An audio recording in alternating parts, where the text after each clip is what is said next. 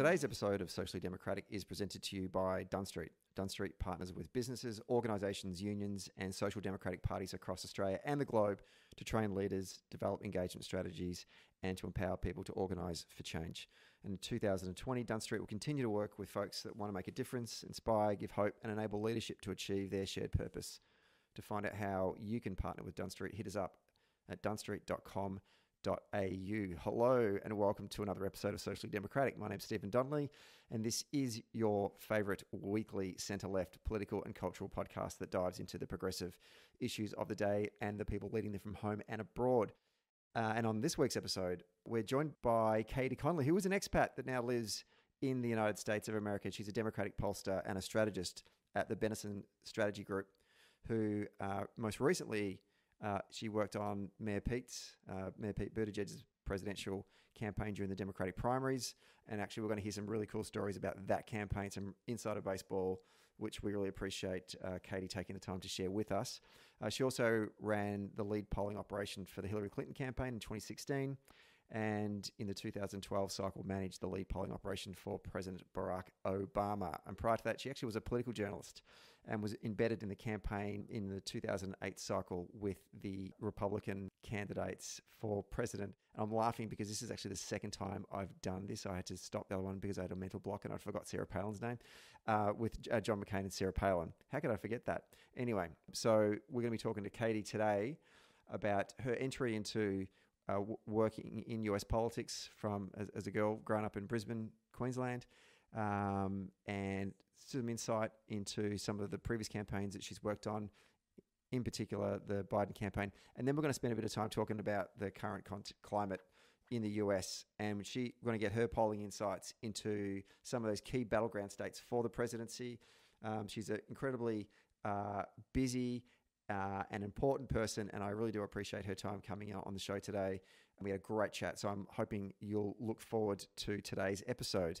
Also, don't forget to subscribe to the podcast via Apple Podcasts, Spotify, Stitcher, or your favorite podcast app. And if you use Apple Podcasts, please leave us a rating and a review. And for all the updates, don't forget to follow Dunn Street, D-U-N-N Street, S-T-R-E-E-T, on Facebook, Twitter, Instagram, and LinkedIn. And I was looking at the stats the other day. Someone who lives in Brockton, Massachusetts, listens to the podcast. So whoever you are, if you want us to do a podcast, which is just going to basically talk about the Bruins or the Pats or the Celtics or the Red Sox, I'll do it. I'm happy to do that for you. Just hit us up on one of our social media apps and say, g'day, introduce yourself. Thanks for listening to, by the way. You listen to a lot of our podcasts, so the stats tell me. So I really appreciate that. And to all the rest of our viewers, listeners rather, around the world and back home here in Australia, I always appreciate your loyalty to the show, and make sure you tell your friends about it. And in particular, this podcast this is a pretty cool one that we've done with Katie. So let's get to today's episode.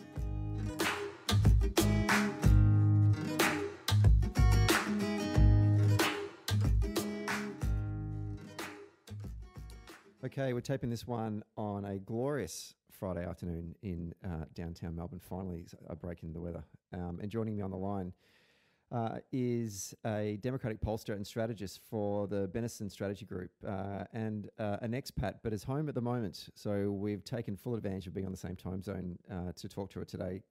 Katie Connolly, welcome to Socially Democratic. Thank you for having me. It's great to be here. The last time we spoke was when I was over in Washington, D.C. in October last year with the Dunn Street's US engagement mission. It was actually quite an unusually balmy evening for late October in Washington from memory.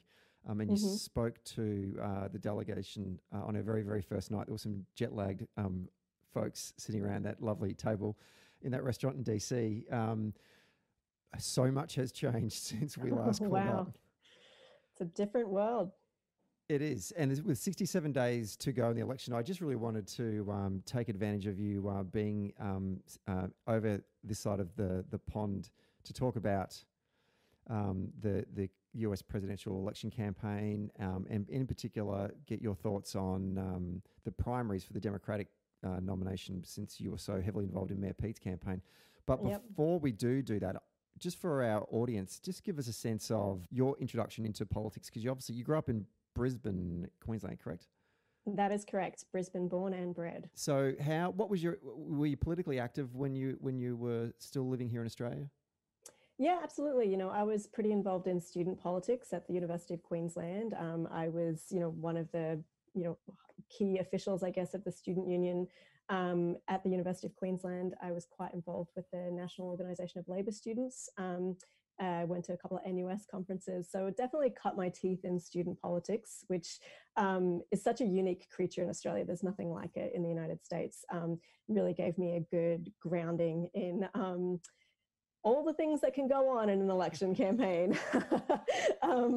And, had always had a fascination with American politics because, if you're somebody who loves politics and is, committed to social change and wants to sort of spend your life working towards a better world, the US presidential system and the US election is sort of like the World Cup of politics, right? It is the biggest, most expensive, longest, most dynamic political arena in the world. And so I had, watched it from afar just as an observer.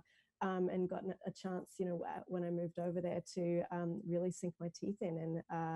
And I love it. I'm like a pig in shit with all this sort of stuff. I'm sorry, am I allowed to swear on your podcast? Absolutely. Swear as much as you... I have a bit of a potty mouth. So I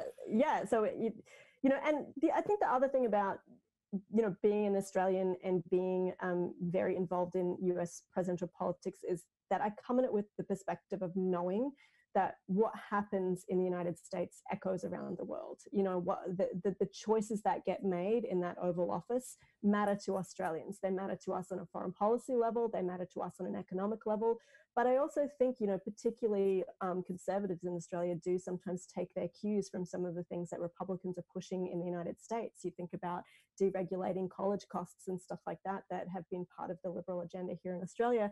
And they get permission structures from what is happening over there as well. So I do think that obviously it matters first and foremost to America and Americans, but it does resonate globally. And so that's part of the reason that I feel so strongly and so profoundly about sort of the political races I've been involved with and the issues and the advocacy work that we do as well.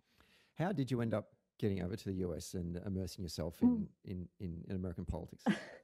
A little bit of right place, right time for sure. I was in the US. I moved there in 2004 officially. I had a job at the Australian Embassy, which was a great fun thing to do in my 20s. But, this was the Howard years. I worked for a lot of very conservative folks there. Wasn't really a great fit for me personally. Decided to go to graduate school. I went and did a Master of Public Policy at the Kennedy School of Government in Harvard, which was an incredible sort of life-changing experience and really opened a lot of doors for me.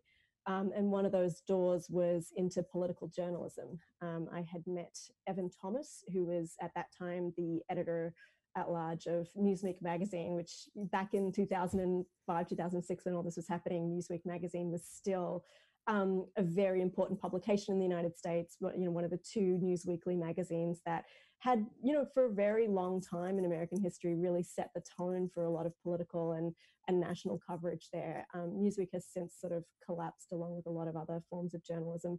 But I was sort of in the last great heyday of Newsweek, was able to, through meeting Evan and being recommended for a job there, I was given a sort of the role of a lifetime. I got to be an embed on the 2008 Mccain campaign for a special project that they used to do, which they don't do anymore, obviously. But they would detach a team of reporters from the week to week magazine and embed us with the campaigns. And the whole idea was that we were there to get the behind the scenes story.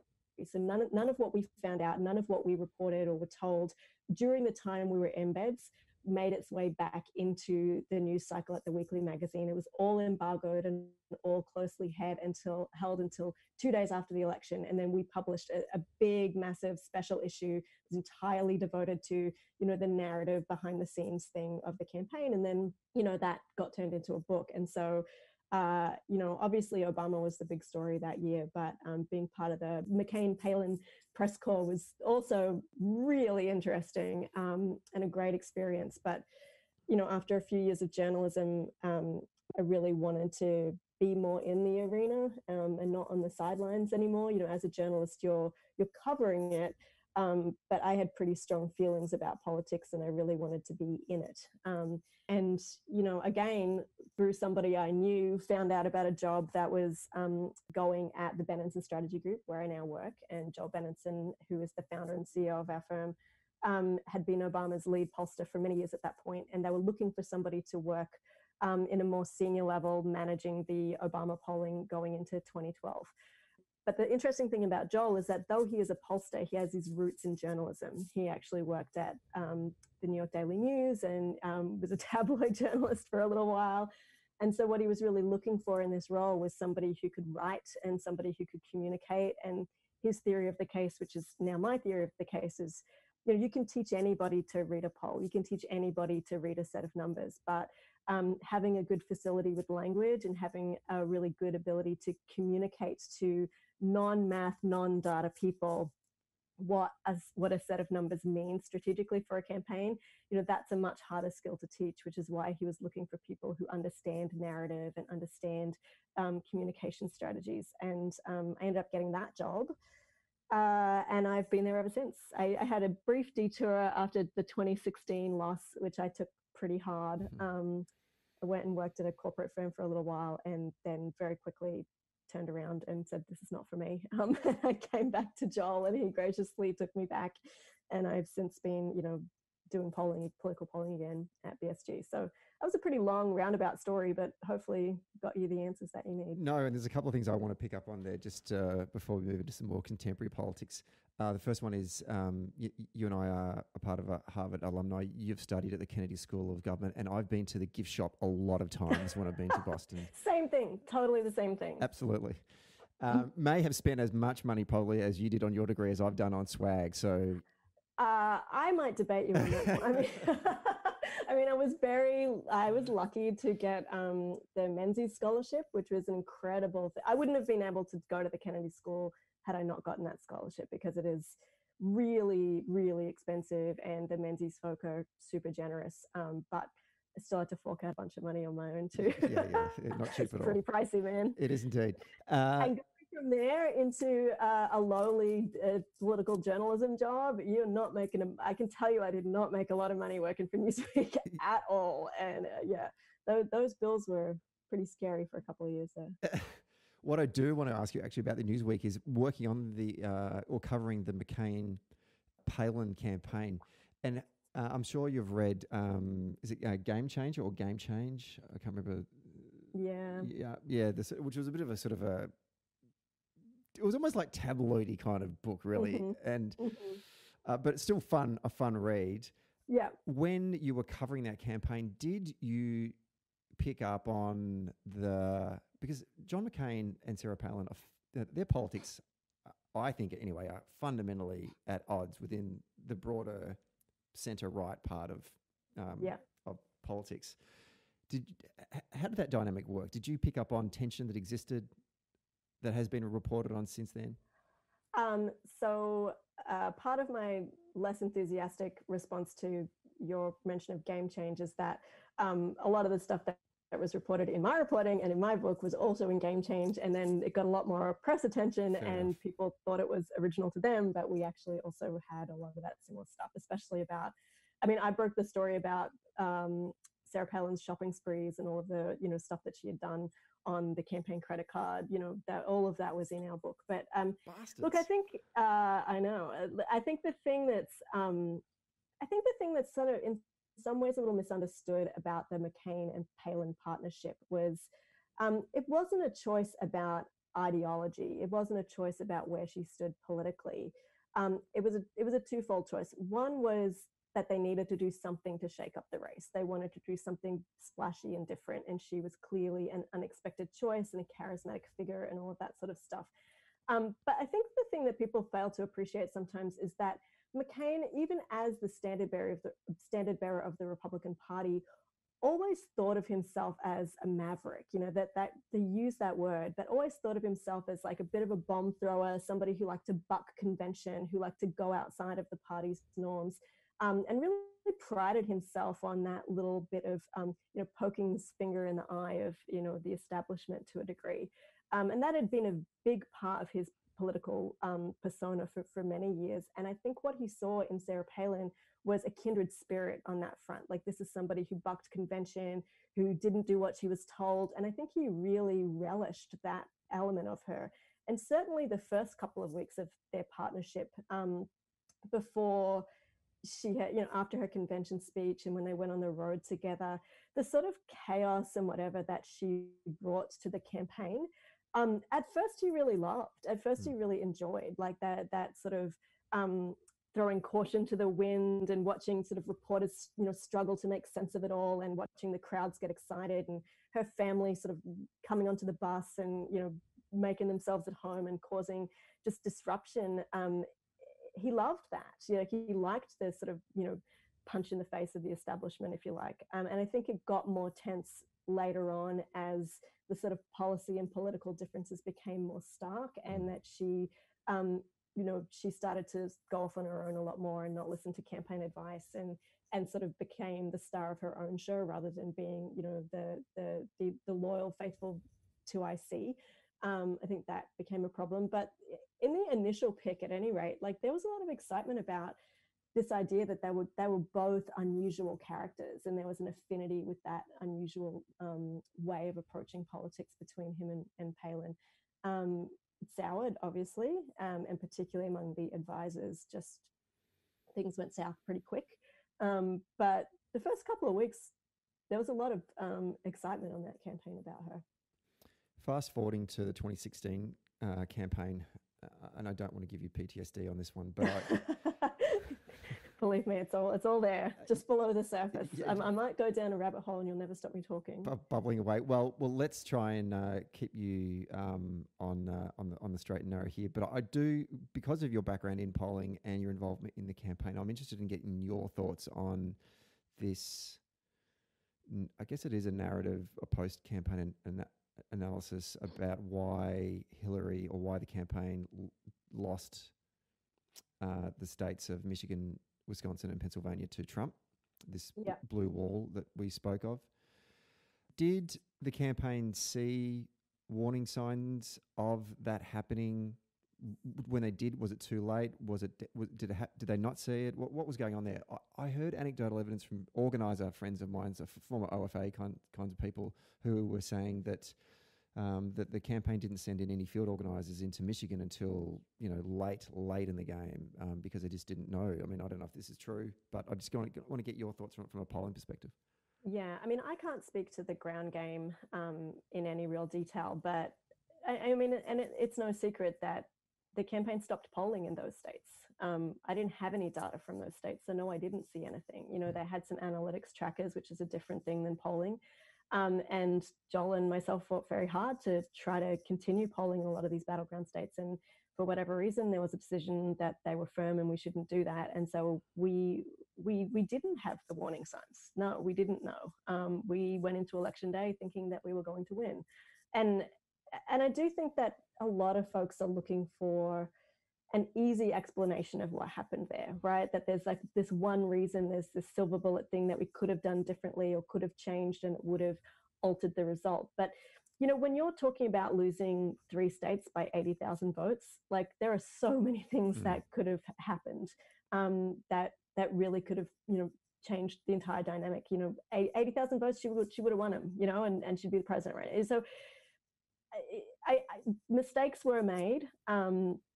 I think there was certainly, presumptiveness about her strength in those states that clearly was not true. But from a polling perspective, a couple of things. One, a sort of a technical thing, is that I think we really underestimated the third party vote. In those states, those exact ones that we're talking about, they're about, I think it was about 600,000 third party votes. That's more, well more than the margin that we needed to win those states. And a lot of those people, particularly the Gary Johnson supporters, were men under the age of 50 who were Obama voters. So people always talk about the Obama-Trump voters, but in these states, it was the Obama-Gary Johnson voters that really hurt us. And a lot of them were younger voters, 18 to 29-year-olds, and they skewed male, but also female. So the third party dynamic was a really difficult one for us. And we're not seeing that yet this year. We didn't have that in 2012 or 2008. It was something that was fairly unique to 2016. I think the other thing that gets sort of lost a little bit is this idea that people really thought Hillary was a shoo-in, right? You had all these polling forecasters, the 538s and the Upshot and all of these blogs that were putting out these predictive models that were saying she's a 70% chance of winning. And that sounds huge, right? That sounds like you've basically won it. But it's a very different story to say this is a 2 to 3 point race, which all of the polling was showing. Maybe the polling was showing consistently that Hillary was up, but the margin was very small. And if you go into election day thinking this is a 2-point race, it's a very different story to going into election day thinking this is a 75% chance that Hillary Clinton wins this thing. And I started to get really worried about this at a certain point late in the campaign. We were still doing big battleground surveys. We weren't doing state-based surveys, but we were doing some really big ones. And I started to ask this question that said, regardless of who you were voting for, who do you think is going to win the election? And repeatedly, we would get anywhere from like 65 to 70% of people saying Hillary Clinton. So what that means is that a big chunk of Trump voters and nearly all of the third party voters actually believed that Hillary was going to win. So their vote was a free vote. They didn't think their vote meant anything. So they were able to, in all good conscience, go and pull the lever for, Jill Stein or Gary Johnson, believing that Hillary was a shoo-in, she was going to be president.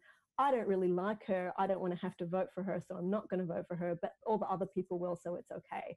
So I think that free vote dynamic really hurt us a lot as well.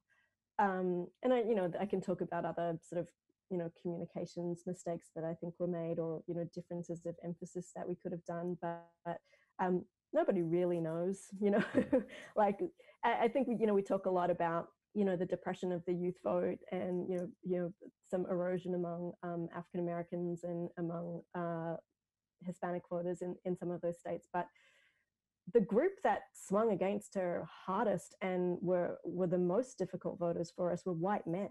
And it wasn't even white women, white men. Never liked her.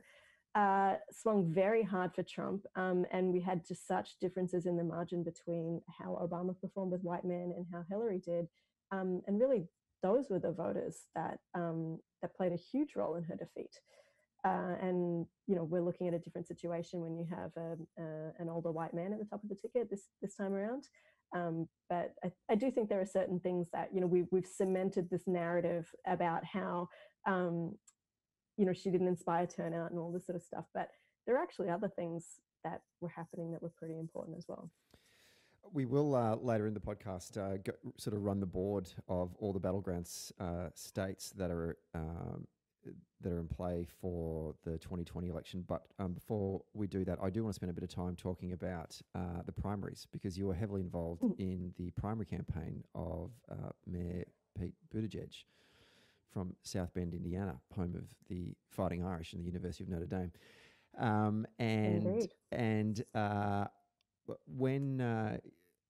First of all, how do you get on a primary campaign? Does the candidate pick you, or do you pick the candidate, or is it a little bit of both? It's a bit of a funny little dance, there's a bit of, people like me. It's not like they advertise in the newspaper and you're like, oh, I'd like to do that race. There's a bit, it's all sort of, people know people, and you get a call and such wants to meet you and blah, blah, blah. And I'd sort of put out the word to various people that I was interested in doing. I had, 2 candidates I was sort of interested in doing. And it sounds like you're asking someone out in primary school. It's a very You're getting your friend thing to ask so-and-so if Katie's interested in me. Yeah, it was sort of awkward, and then you go and you have to do this whole dog and pony show about how great you are, and I don't know. It was a strange little exercise, but so it's a little bit me reaching out to them, a little bit them reaching out to me. It's a bit of both, and at the end of the day, at the end of the day, I ended up choosing them. They'd offered me the thing, and another campaigner offered me something, and I chose Pete. So and they chose me, and it was a great marriage. But yeah, it's a as with most things politics, there's a lot of like networking and, you know, I've worked with such and such on this race, and you think they're great, and we should get this consultant in, and I work with this person somewhere else, and it's just sort of the network is extremely important in sort of getting on campaigns. So why did you settle on Pete? Oh my gosh, he's just such an incredibly impressive human being. You know, obviously he's incredibly bright. You know, that's the first thing everybody notices about him. Just his, you know, the pure intellectual horsepower of that man is unbelievable. He's also really, really disciplined, probably the most disciplined person I've ever met in my life. And that matters in a presidential campaign. You know, like these are rigorous undertakings. You can't have a whimsical approach to it. You know, it can't just be sort of the romance of, you know, getting on a bus and talking to voters. Like there is a strategy, and you need to map it out, and you need to stick to it, and you need to have message discipline. And you know, fundraising, all of that is sort of not necessarily a fun task, but there are just hurdles that you have to jump to mount a serious campaign. And it was very evident from very early on that not only did he have the sort of the mental rigor to know to do these things, but would have the discipline to really follow through. And then just as a human being, he's incredibly thoughtful. He's a really kind person, very open to advice, like very interested in the opinions of the advisors that he's selected. He doesn't always take it. You know, he always has his own sort of thoughts and ideas, but that's a dream to work with, right? If you're a consultant like me, to have somebody who not only is brilliant, and like this is the kind of brilliance where, you know, you can be practicing an interview or a debate question, and you give him one piece of feedback, and he immediately internalizes it and figures out how to make it his own and deliver it, like straight away. Like he's just such a thoroughbred from that perspective. So to have all of that raw talent, that facility with language that he has, that ability to communicate, which is really, you know, his biggest asset is the way that he just is able to, for ordinary voters, really clarify the issues at stake and talk about them in using different language and not typical political pablum. You have all of that wrapped up in a package of a person who's just really lovely and great to work with. So, you know, it's kind of the dream candidate. When I'm just trying to think about whose stocks were rising at the time, that when we were in DC in late October, and when you gave some remarks to the group that evening at that restaurant in DC, and you were feeling quietly confident about Pete. And I remember at the time, another Democratic candidate was doing reasonably well. Maybe it was Elizabeth Warren. I can't remember. Yeah. So us and Warren in sort of October and November were really sort of on the rise, and sort of Bernie had a big comeback later in that year as well. But there was the October debate was probably the best debate that we had in terms of really defining the choice between Pete and Elizabeth Warren. And that's where he sort of, you know, dismantled her on Medicare for All, and a couple other things. And, you know, she obviously got her piece back later in the election. But, you know, October was a good month for us, and it was a good month for Elizabeth Warren and at first. And then just going into the Iowa caucus, your expectations internally within the campaign, how are you feeling? Quietly confident, because we'd done so much work in Iowa. And, you know, the thing with a candidate like Pete Buttigieg was that he had zero national name ID, you know, 7-8 months before the Iowa caucuses. You know, this is someone we took from mayor of South Bend, a city most people couldn't point to on a map, never heard his name, has a difficult name to pronounce, and to take him to the top tier and to have him be considered a serious contender. We had to win Iowa. Like there was no coming third in Iowa for us, right? Like if we came third or fourth in Iowa, that was the end for Pete. You know, he had to validate his candidacy and prove both to the sort of media commentariat, but also to voters, that he was the real deal by notching up a win. You know, nothing nothing communicates I'm a winner more than having a win, right? So overcoming some of those concerns about his electability and his experience and all of that with a win was absolutely crucial to us. So we'd spent a long time focused very heavily on Iowa. He'd spent a lot of time there. It's a good state for him. It's very close to Indiana. And there's sort of a Midwestern mindset that he embodies really well. So we were feeling, and we'd been seeing the crowds growing at his events. We'd been doing a lot of work outside of the major cities, knowing the way the caucuses operate. You actually need to win statewide. You can't just run up the vote in Des Moines and think you're going to win. You actually have to win throughout the state because it's awarded on delegates versus just raw vote totals. And we'd been seeing, even in some of the eastern parts of Iowa, which are more conservative, him getting these really big crowds, this great response. There's a really big dinner that happens in Iowa in November before the caucuses. It used to be called the Jefferson-Jackson dinner. It's now called the LJ. It's a big, big event held in an arena, and everybody comes and does their speeches. And that night, Pete was the first speaker, and he just gave an absolutely killer speech, really nailed it. And we had the biggest crowd presence and this really enthusiastic crowd. Warren also had an extremely enthusiastic crowd, but that's when we started to really feel the energy and the momentum on the ground, and all of these people coming into our offices, and people who Pete likes to call future former Republicans, like people registering as Democrats in order to vote for him. It really started to feel real. And so we were confident. We weren't sure whether he was going to win, but we felt good about Iowa going into it. Yeah. And it was a great result. Great result. I mean, it would have been greater if they'd called it that night. I mean, one of the biggest disappointments of the campaign was winning Iowa, but not being able to really claim that victory for a week, and just really cost us that Iowa bounce in some ways that a lot of other candidates have. Like, we didn't get to have that week of running around, raising money and getting media about being, the number one, because there was all this sort of question mark over the results. Like, was it us or was it Bernie? And obviously supporters of other candidates throwing a lot of, aspersions on the results didn't really help us either. So it was both an incredible result and something we're so proud of and work so hard on. And, this is a young, gay, married mayor that nobody had heard at winning, one of the blue ribbon prizes of American politics. But there was also a bit of bittersweetness about not being able to really sort of seize that victory in the way that, had never happened before. We'd never had that before. And it's probably the end of the Iowa caucuses as a result. Looking to then the next ballot, which was the New Hampshire primary, it's still a great result for you guys. I mean, from memory, I think you're tied for delegate counts with Bernie. Yeah, we're within a percentage point of Bernie. Yeah. And were your expectations after winning Iowa going into New Hampshire that this momentum could roll into that primary?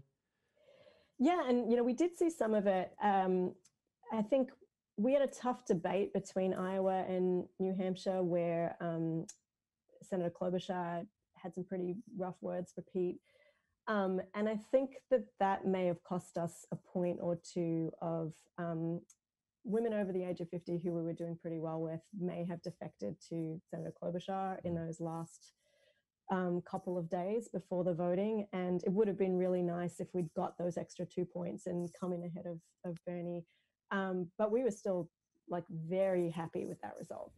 This is somebody, we're a point away from somebody who won those caucuses with 63% of the vote or 62% of the vote in 2016, from the neighboring state. He's the fact that we did so well and came so close to that was super exciting for us, definitely. Without wanting to draw too many comparisons between Buttigieg and Obama in their campaigns, but both Obama and Mayor Pete surprised the punditry by winning Iowa. Yeah. Both of them didn't win New Hampshire, but were very, very close in the delegate count with their main rival. Well, with the person that won, in this case Hillary in 2008 and Bernie in 2020. So And myself looking at that, I was thinking, right, okay, is Mayor Pete going to become the candidate for the moderate wing of the Democratic Party? And I was seeing, like you said, Klobuchar had a very good debate. And I was thinking, all of these other moderates hanging around, just even including Joe, are they going to eat into the air that Mayor Pete needs heading into the next round of primaries and caucuses, which are starting to move into states that are a lot more diverse and a bit more reflective of the true Democratic base. What were your thoughts after those two first in the nation primaries and caucuses going into, was it Nevada and then South Carolina? Nevada, then South Carolina, and then Super Tuesday. I mean, part of the biggest challenge of this particular campaign was just how compressed those next races were.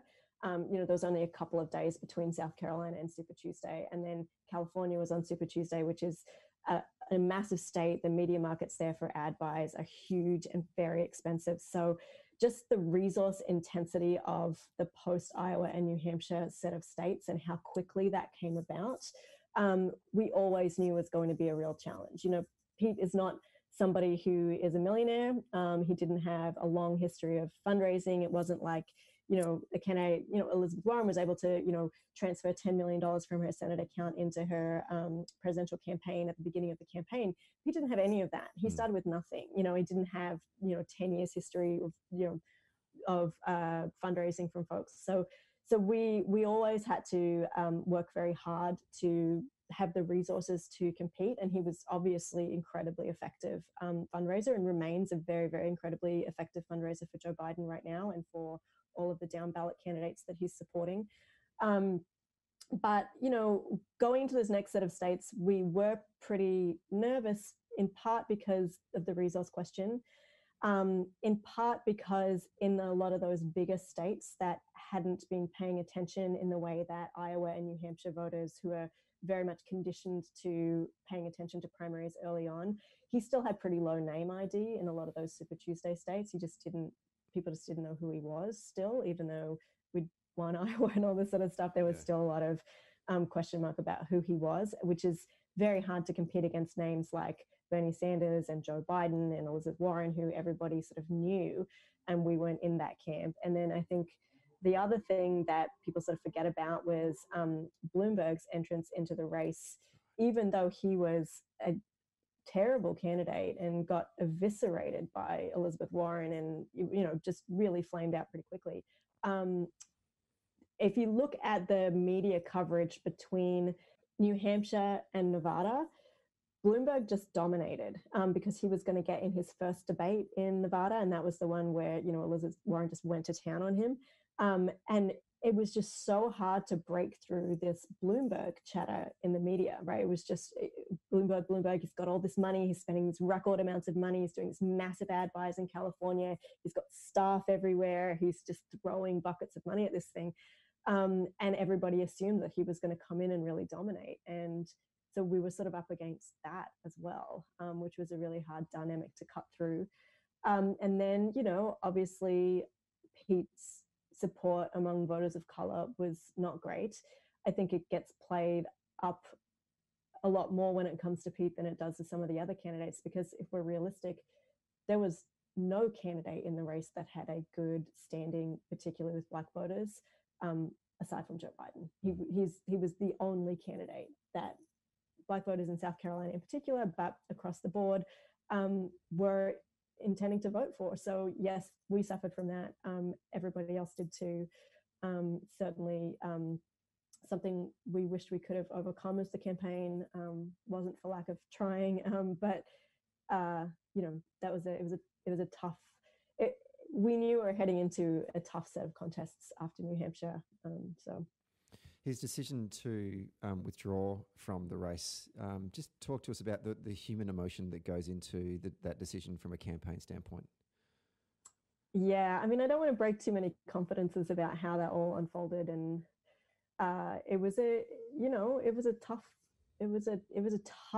decision. But I think at the end of the day, he looked at the numbers, he looked at the map, and what he realized was his continued presence in the race was not going to lead to a win for him, but was just going to prevent voters consolidating behind another candidate. And what is very important to him, and always has been very important to him, is the party coming together and really unifying behind the nominee and ending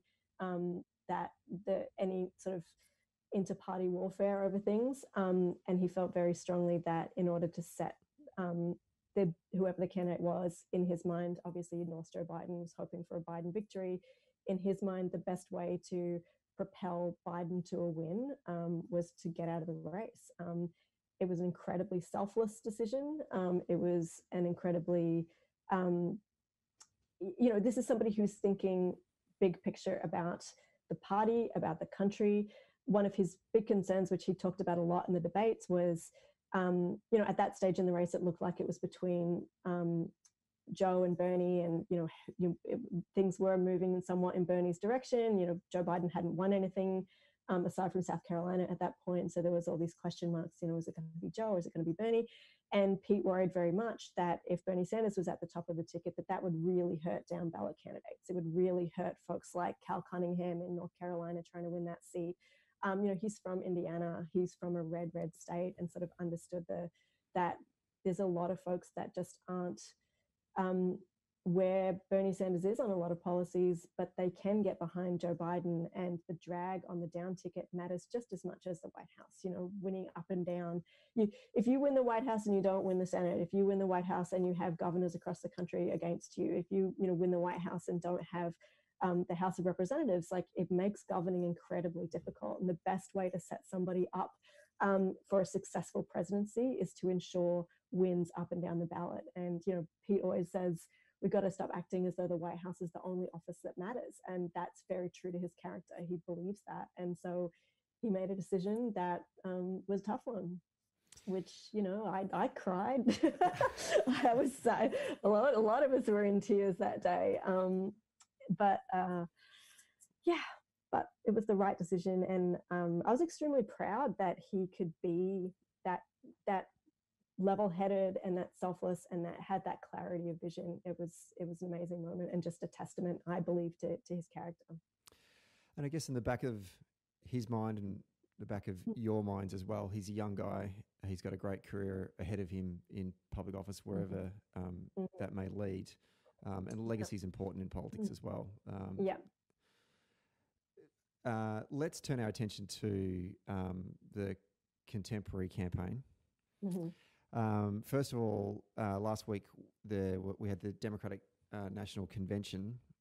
I'm sure that you didn't miss a second of it. How did you? What I guess what I'm interested in is, I think part of the Biden strategy is to energize the base and make sure that they turn out to vote. And I know that notwithstanding all the different sort of restrictions and things that are in place, the US Postal Service, states that are really trying to make it harder for traditional Democratic voters to vote. Leaving that aside, it's important for him to turn out the base, energize the base. Has he and Harris established through that convention, do you foresee that for the next 67 days, I think it is, that there is going to be enough energy in the base to say, yes, well, not only do we not want Donald Trump to be returned to the White House, but we're actually inspired enough to get out and make sure that we do vote and staying in line for maybe 6 hours to cast our ballot? Yeah, I mean, I think this idea that the Democratic base is not energized is oversold by a lot of media coverage. It may be that they're not swooning over Joe Biden and, passing out in the aisles, but here's an enormous amount of goodwill among Democrats, in particular because he was, President Obama's right-hand man for 8 years, and President Obama is still a beloved figure in the Democratic Party, the most popular politician in the country, if not the world. This is somebody who is the halo effect of Barack Obama is huge, but Joe Biden himself is, has such a long history with Democratic voters, has such empathy and kindness. This is somebody who grew up very working class, has overcome a lot of loss and grief in his life with the loss of his son and his first wife. And, this is somebody who has publicly lived a lot of trauma, and he has incredible goodwill among Democratic voters. So it may be that, they've known him for a long time. They're not sort of, falling over themselves to, in the way that Obama inspired people in 2008. But Democrats are excited to vote for Joe Biden. They're excited by having a Black woman as the vice presidential nominee. I'm not particularly worried about the enthusiasm of Democrats. What I'm worried about is, and I think every Democrat has this worry in the pit of their stomach, is the mechanics of voting this year, is how people are actually going to cast their ballots for the reasons that you mentioned. And I'm more worried about the turnout among some of those independent moderates who aren't dyed-in-the-wool Democrats, but are the ones that swing elections that were very important to Democratic victories in 2018 in the House. That their enthusiasm for voting might decline, given COVID and given all the uncertainties around voting in person and the very active campaign of making people feel scared about postal voting, plus the systematic dismantling of the postal service. All of those things. I think Democrats are intent to vote, but you don't win just with Democratic voters, right? You need that big slice of independents, particularly in the states that we talked about earlier. And that's what worries me more. The suppression of those votes, whether it is active by mechanisms that Republicans have put in place, or whether it is sort of the passive suppression due to COVID. I do think that there is active voter suppression among voters of color. That is very well documented, particularly in states like Georgia. That is a clear concern. But that's not about Black voters not coming out to vote. It is about their votes being denied. And that is a different question to me. And even anecdotally, when you watch on election day, the footage of Americans going and doing their democratic duty and going and voting, you always see rural white voters literally just wandering into an empty polling center to cast their ballot. And then you'll see an urban polling center where there is a queue that is out the door and around the block. And the majority of the people standing in that line are people of color waiting to cast their vote and are there for hours on hours on hours. It's just... It's not an accident. No. They call it systemic racism for a reason. It is an active it's a strategy that has been pursued by predominantly Republicans in power to try to make voting harder for populations that they know won't vote for them, and populations that they have tried to deny the vote for many years. So, and to your point before, I mean that is why these down ballot races are so important. Not just not just the Senate and the House, but also state houses as well, particularly with the census coming up. What's your insight into that? Because what we'll do next is I do want to run across some of these states, but I just want to get your thoughts on some of these like further down ballot races. How are you feeling about that, generally speaking, for the Democrats? In terms of the Senate, or in terms of... I'm talking like state races, just a general vibe about, do you think that the Democratic Party have got their... I don't want to imply that they haven't had their eye on the ball in previous years, but like when I like groups like Run for Something make me feel a bit better about the broader centre-left operation into this campaign than it was in previous years. That's kind of what I'm sort of... Yeah, I think that's exactly right. And I think Run for Something was the group that I was going to mention also is doing really incredible work. But I think, the DLCC has done a lot, has got more resources than it had in the past. And I do think that 2016 really shook people up about making sure we pay attention and sort of recognizing that Republicans have done a very good job for decades at focusing on elections from school boards up, and having their hands on the levers of power at every place in government. And the Democratic side has been less focused on that. But I do think, we saw it in 2017 in Virginia, we saw it again in 2018. And I think that we are building infrastructure. There's also groups like Color of Change that are doing great work. And then there are, outside groups that don't endorse candidates like the ACLU, but are educating voters about the issues on the ballot. And that matters for things like, we don't have this in Australia, but like county prosecutors and sheriffs, these law enforcement officials that get directly elected by people, making sure that we're judges, making sure that progressive and moderate even candidates are replacing some of these conservatives that have been able to sort of just hold on to those positions for years and years and years, because we either haven't had the focus or the resources or whatever to compete at that level. And I think that we're much more competitive now. Turning to some of the states, I want to start first of all with Wisconsin. Obama won it by almost 7 percentage points in 2012, Trump by 0.7 4 years ago. The Real Clear Politics average across all of the polls that have been done at a state level in Wisconsin has Biden leading by 3.5 points. Mm-hmm. Obviously, Wisconsin at the moment is in the news a lot because of the shooting of Jacob Blake, and the reignition of a lot of racial justice protests across the state. Mm-hmm. We saw today and over the last 4 days at that Nuremberg rally that they like to call the Republican National Convention. It's like Nuremberg meets Lindenberg. But with such unclear messaging, right? Like, just, you're going from anti-immigrant rhetoric to a naturalization ceremony to, like the racial rhetoric was just unbelievable. I mean, anyway, just a shocking couple of... It's sad for the Republican Party. Anyway. It really is. 2 takeaways actually from me from the 4 days of the Republican convention. One, the citizenship ceremony in the White House. Watching it, it was quite clear to me at least 2 of those people there did not know that they were now on center stage for the RNC. They were looking around going, what? Oh, you've pushed me through this. Like, he opened this cupboard and now you're in this room and all of a sudden he's the president. I'm looking at naturalized an American citizen. That was weird. 2, watching today with Trump accept the nomination of his party in the South Lawn of the White House, it just looked like Back to the Future 2 in alternate 1985 when Biff Tannen is now the mayor of Hill Valley and he's running the show.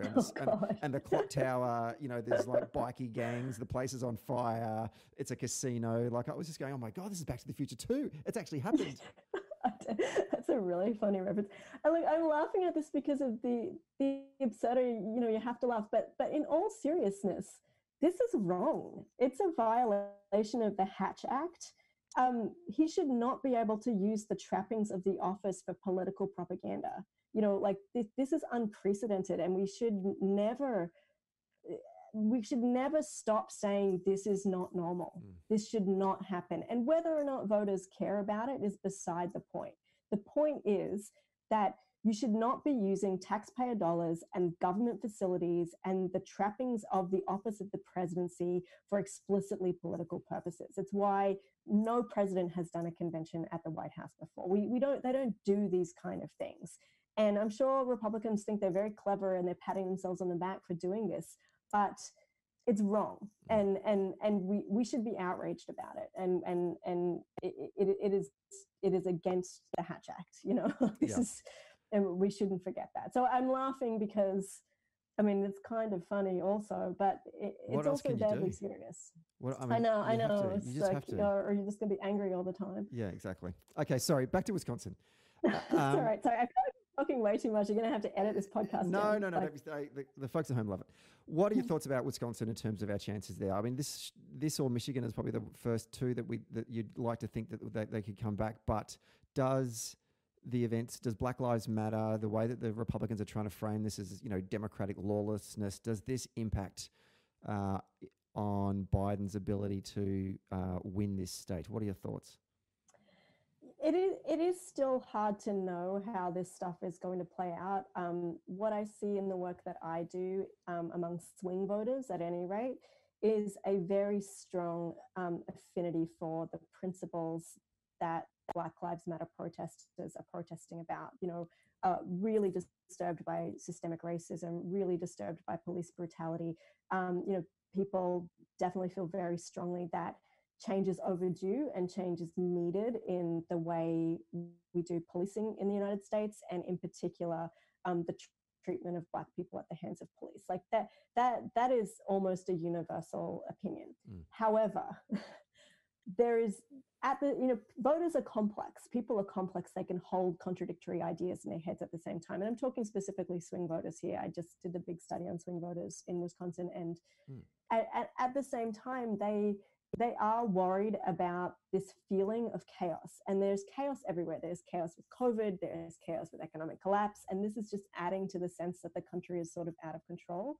And they worry about it. They know the police have to change, but they are not at defund the police yet. Like there is a lot of gray area there. So I'm not quite sure, to be honest, how it is going to play out. I think what's important is that I think Biden is really trusted on a lot of this stuff, that people don't necessarily see him as particularly far out there on the left on some of these issues, that he has the support of the Black community pretty generally. Obviously, there are some folks that take issue with him, as with any, large group of voters. Not everybody's going to, they're not homogenous blocks, but he does have really significant and really deep support in the Black community. So, I tend to think Wisconsin's also interesting too, because they have a Democratic governor, but a Republican legislature, and the Republican legislature has, very actively tried to block the governor on a lot of things. And there's a lot of frustration about that stalemate that's happening at the leadership level in Wisconsin itself. So, my sense is that Biden will still pull it out, that we have enough, sort of the suburban moderate vote is good enough, that he'll be able to turn out the people he needs to turn out, assuming that people can get their votes in and counted. But that the overarching concern is the complete botching of the coronavirus response, and what that has meant to people's both health lives, but also their economic lives. So many people that we talk to at any rate, they're worried about COVID. They're worried about it. They don't actively necessarily think they're going to get it, but they are experiencing the economic consequences of it. Like the economic consequences are almost having more of an impact on a lot of voters than the health issue itself. And it's just so different from in Australia. Like it's just devastating over there. And so I think that will take precedence over what's happening, over any worries that they might have about things being a little out of control. And you also have a president who tear gassed peaceful protesters. It's not like he has a lot of credibility on this issue. And we saw this horrifying incident of a young man shooting 2 protesters dead, coming from over state lines, bringing his AR-15. He has links to, far right groups and all that sort of stuff. So I don't think that Trump has much of is necessarily providing people with a lot of comfort in terms of his ability to handle this stuff. North Carolina, Romney won it by 2 points. Trump won it by 3. It's a tie at the moment on Real Clear Politics. Why is North Carolina on the map? Because I canvassed there in 2016. It did not feel like a Democratic state. I mean, it's one of these places that, again, like a lot of these states, there's very big regional differences. The rural areas of North Carolina feel like, the rural areas of Alabama, and the urban areas around sort of Duke University, that triangle, Raleigh-Durham area, feel very cosmopolitan. And I think the interesting thing about North Carolina is that it has benefited in the last sort of 8 to 10 years from a lot of internal migration to the state. Economically, it's done quite well. And most of that internal migration within the United States to North Carolina has been young people and people of color. And those are, Democratic constituencies. They also have a Democratic governor, Roy Cooper, who's very popular. They have a competitive Senate race there right now, where Tom Tillis, the incumbent Republican, is quite unpopular, and Cal Cunningham, who's a war veteran, really great candidate, is doing very well in that race and putting that race on the map for Democrats. So I still, North Carolina is very much a toss up, very much, so nobody really knows which way it's going to go, but it's on the table for us for sure. Florida, obviously Obama 0.9 in 2012, Trump 1.2, Biden's 3.7 at the moment in the polls. Florida, like.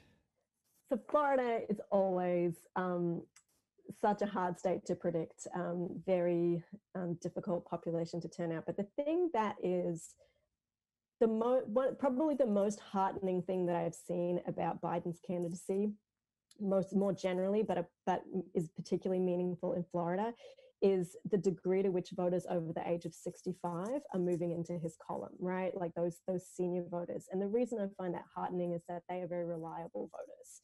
Older voters tend to turn out. They turn out in high numbers. They're dedicated voters.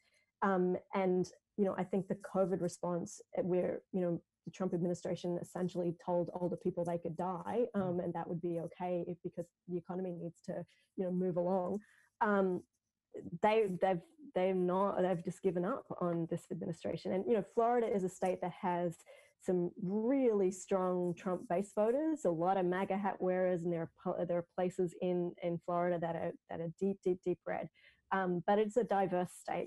The Panhandle is very, very different from Miami, and the fact that part of the reason that Biden is notching up these gains and you're seeing these really big margins is that he's growing his vote among over 65s, even higher than Obama's vote on over 65s, right? And that to me is a very encouraging sign. And that's why I think Florida is looking really good for him.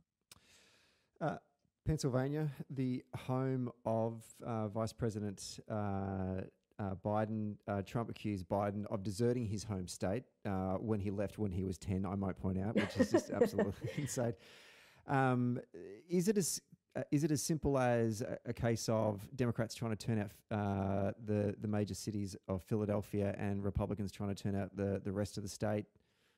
Or is it a bit more complex than that? I mean, everything's a bit more complex than that, but that's not a bad way to think about it. You run up the margins in in Philly and Pittsburgh and the related suburbs, and you're pretty much okay. Same thing as like Georgia, for example. You can run up the margin really big in Atlanta and the Atlanta metro area. It really helps. Obviously, you need to win slices of everything else, but that can help. I feel fairly good about Pennsylvania, and it's one of the ones of the three, Wisconsin, Pennsylvania, Michigan. I think I feel probably most confident about Michigan, then Pennsylvania, and then Wisconsin in terms of like where I think that it is possible to win. All of that being caveated by my ongoing fear about how people are going to vote and all of that. But if the election were held under normal circumstances, normal being non-COVID, people could turn up to vote the way they normally do.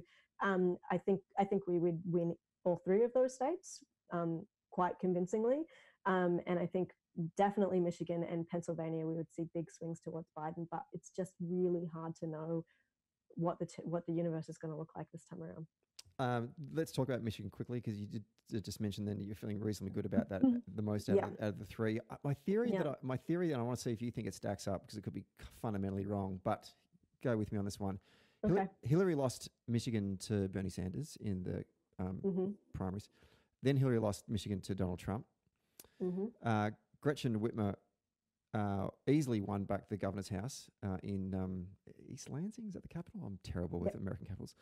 By about 10 points. And then Biden beat Sanders in the primary. Is it a case of that just Michigan wasn't in love with Hillary Clinton as opposed to loving Donald Trump? I think that's right.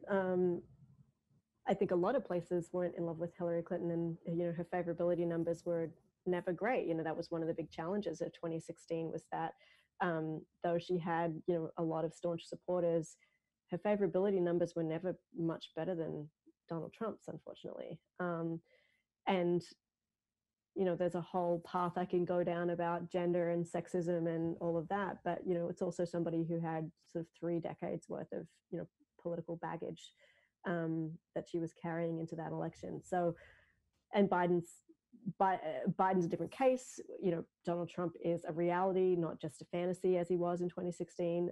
So it's just it's a very different set of circumstances. But I think you're right that it was Michigan was one of those places where she just didn't catch fire, and there's a lot of anecdotal stuff about whether or not the campaign spent enough time there on the ground and organizing and all of that, and I don't necessarily feel like I have any expert opinion on that. But that sense of inevitability that we talked about at the top of the podcast, I don't think played very well for her in Michigan. Okay, last two states, Arizona. Romney won it by 9 points. Trump won it by 3.5. Biden's leading in the polls by 2. It's shifting towards becoming, a state that it's obviously clearly on the table. What's driving that? Arizona's exciting. I mean, a few things are driving it. One is, population dynamics, growing a diverse population there in Arizona. It's another one of those sort of Sunbelt states that people are moving to, and is a growth state. And that growth is coming among, people of color, among young people, all that sort of stuff. So there's definitely some interesting dynamics there. I think there's been a lot of infrastructural investment from the Democratic Party in Arizona, and making sure that that we are able to register voters, that we're able to capitalize on good candidates, like people like Mark Kelly, who's a fantastic Senate candidate, who's probably going to win. Yeah, I mean, Arizona's a huge pickup opportunity. I think Democrats have invested well there, and they also had a really bad experience with COVID recently, which was devastating for the people there. They just did not have the support from the federal government that they needed. They did not have the testing equipment. I mean, it's heartbreaking and it's really sad. But I think that, sadly, I don't like to talk about these things as sort of pure transactional political issues, but I think that accrues to Biden's benefit as well. I mean, again, it's a toss-up, but it's one of the ones that I'm pretty excited to watch. And Hillary lost Arizona by less than she lost Ohio, for example. So it's a state that's sort of is more and more purple as the years go by, and hopefully soon blue. In 2018, in the midterm, 16% of GOP voters, women voters, I should say, voted for the Democratic Senate candidate, Kirsten Sinema. Yeah. And I guess there's an argument there. There's also a shift, not just in terms of population changes, but also within the actual voting base there at the moment. There are people starting to look at other options, which is promising for the Democrats. And I think that was the case across the board in 2018, that the people that really drove a lot of those victories were moderate and Republican women who cannot stand the rhetoric and the divisiveness coming out of this White House and find it offensive and problematic, and don't want to, raise their kids in this environment and find him to be anti-woman and all of that. Like, so, women are critical to Democratic victories right now, and will be critical in Arizona. And I think, we have a good shot. Last one, Ohio. So goes the nation. Yeah, not anymore. No. I kind of thought that it was definitely back on the table, because for a while there it wasn't. I think maybe in October last year I think you made the point, like, why are we putting money in Ohio? Like, as you said, like, Hillary lost Arizona by a smaller margin than Ohio. Then the Big Ten College Football Conference decides to cancel the season. The Buckeyes have no chance of winning the national championship. Let's blame Donald Trump. Ohio's now back on the table. That's my theory. I haven't done much work, I have a lot of insight into Ohio right now. I tend to think just structurally it's not great for Democrats right now. It's not a particularly diverse population. I don't think it is the easiest pickup opportunity. It's in that toss-up bucket with Arizona and Georgia, and Ohio. I tend to believe that Arizona and Georgia are more, and North Carolina are more winnable for Democrats than Ohio, just because of the population composition. I'm happy to be proven wrong, but I do think that the Trump base is more that white Midwestern non-college voter, and that's a lot of Ohio. So I think it's a tough place for Democrats right now. In 2016, 54% of union households in Ohio voted for Donald Trump. I mean, I think that says something. Like the experiences, the experiences of Australians in the Howard years, when like when I worked for the Transport Workers Union, we surveyed our members about who you voted for in the last election, and we found out that more than 50% of our membership voted for John Howard. that starts to, as a social democrat, you start to go, oh, okay, what are we doing wrong here? Yeah, absolutely. Well, and I think things have backfired for him to some degree, though. The trade wars have really hurt the manufacturing base. They've really hurt the rural part of the country. The sort of antagonism towards China and all of that hasn't necessarily had the economic gains amongst those people that he is well, if you listen to the convention, you would think it's different, but the reality is that he has hurt some of those industries, and all of the promises of jobs coming back have not materialized in any meaningful way. And certainly since COVID, jobs have evaporated at an incredibly fast pace. So it could be that we definitely have a case to make. I guess I just feel a little less confident about Ohio. Maybe I shouldn't be. I don't know. Before we wrap up, any final thoughts going into November? 67 days to go. Final thoughts. Look, I mean, I think Joe Biden is a great candidate for this moment in particular. I'm a big fan of Joe Biden. I think he's, a great, empathetic, kind leader. But there's something about this moment that people are demanding sort of steadiness and familiarity, and a sense of somebody who understands the pain and the anguish that the nation is going through, both in terms of people losing loved ones, but also in terms of just the ongoing economic anxiety of regular people in America that has just been compounded. We have spiraling healthcare costs, spiraling cost of college, retirement feels more and more fanciful to a lot of people, and they live with this day in, day out. And you have someone like Joe Biden who, grew up in a working class household, who knows what it's like when your dad loses your job and has a real connection to day-to-day people. He didn't go to an Ivy League university. He's not from one of the royal families of American politics. He is kind of a regular Joe, for lack of a better term. And I think that there is something about that combination of his story, his personal warmth, the way he communicates, and just that intense decency of him and his wife that is just really appealing at this moment in history. That sort of salve to the divisiveness and the anger that have been, really made such a toxic public discourse for the past few years, and he does seem to offer a real relief for that. So I think there is a lot of underlying dynamics that are very beneficial for Biden. And I'm worried, as I've said repeatedly, about voting. I won't flog that dead horse again, but I'm hopeful. I think Kamala Harris is an incredible pick. She's going to be a great vice president. She's exciting. She's next generation. She's a wonderful orator, and she'll be a great sort of reinforcer of the message for Biden, and also an important sort of way of putting a mark in the sand of saying, I am the candidate that's going to usher in the next generation. I am the candidate who is going to meaningfully reach out to Black and brown voters and bring them in to my coalition, bring them into my government, and make sure we have, a new type of leadership in Washington. Even though he is an older white man himself, it is, he's made the right gestures to say, I get it, and I will. So, you look at people like his spokeswoman, Simone Sanders, who's just like wonderful, colorful, amazing woman. He's made some very strategic choices about who he is putting in the foreground of his campaign that signal this is somebody who isn't just going to be, back to the past. He is going to, usher in a new generation of leadership, and I think that's exciting too.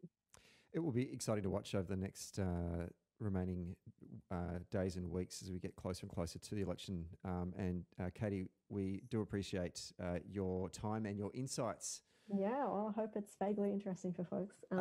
Sorry I talk so much. Gosh. No, not at all. Get me talking and I don't stop. I have intentions and hopes of maybe spending sort of the last couple of weeks in October leading up to the poll to doing a whole bunch of podcasts, starting to really sort of zero in on how the race is going. So we'd love to have you back. Oh, cool. But until then, great talking to you, and we look forward to talking to you soon. Great. Well, thank you for having me. This is fun.